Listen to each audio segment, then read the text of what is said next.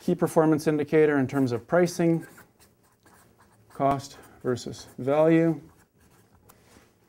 and key performance with your customers. Are you proactive versus reactive? Because if you're reactive, because you're too busy, the best business problem to have, and as the economic hotspot of North America, our little village of 1 million people here, a lot of us are in this situation, but then you end up being reactive, you end up being an order taker, and you end up pricing in a rush.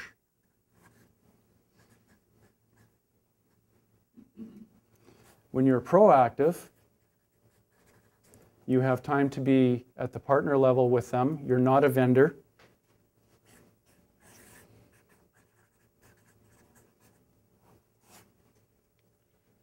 And you're differentiated from all this price competition. Oh, I need business cards, right? So am I going to phone 3 different people for business cards, or am I going to rely on a relationship that I know the quality is there? But if they gave me options for different speed or things like that, they could actually capture some of those different points. So being proactive and then having systems so that you're proactive versus reactive is a huge key performance indicator. And this is part of your business model that we'll get to if we have time.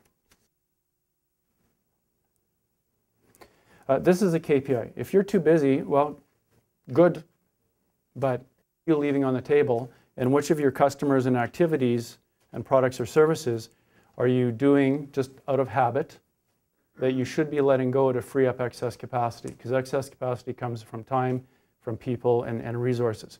And the worst thing you can do is actually be doing business that's losing your money, that's not strategic.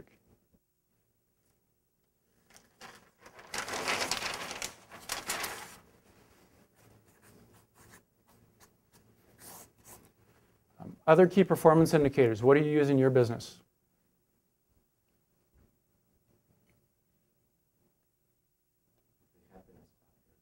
Happiness factor. You have ads on the radio about people kiss.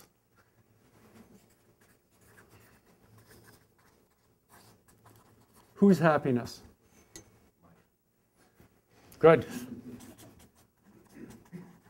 Zlatan's happiness. Excellent. Who else's happiness? Okay. And then who else's? Actually, can I reverse it? Employees, and then they make happy customers.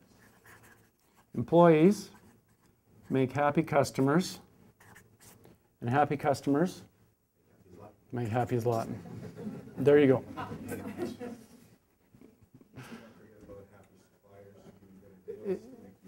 Excellent. Yeah. Yeah, all the pieces are connected. And so if you're too busy just focusing, like if you're an owner manager, or worse, if you're an owner employee, so that you're head down doing technical stuff instead of overseeing and thinking of systems and things like that, then you're going to miss an opportunity to proactively meet with your customers, your employees. What's our strategy? What's our value proposition? Your suppliers. You see our spending patterns, and how can we make this process more efficient? How can we make it more cost effective? How, and elevate them up to a business partner, because they're sitting on all sorts of information. Okay. Excellent. Key performance indicators you use or look at in your business that you know when you're 6 miles per gallon, this is good, even though it's premium.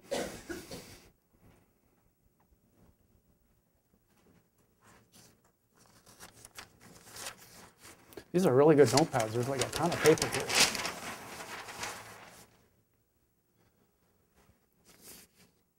I think at the highest level, you've got return on investment. So that ties together your earnings over your equity. Oh, okay. One of my favorite personal topics. Tax minimization. Another disservice that we as accountants have done to the business community, and I apologize, is that we focused business owners on minimizing taxes. There's sort of 2 philosophies. You can minimize taxes, or you can maximize profits.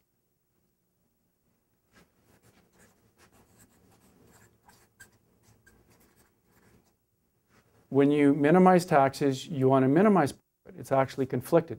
You minimize profit is that you just keep shrinking your business and you don't spend and you don't grow and you don't invest until eventually there's nothing there and you wouldn't even have a super gorgeous facility like this.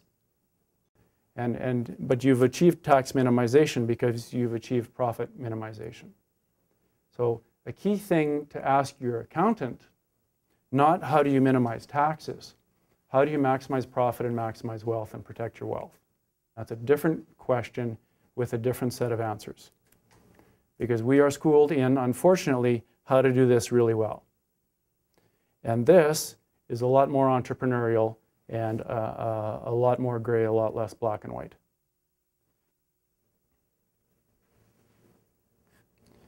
We've talked about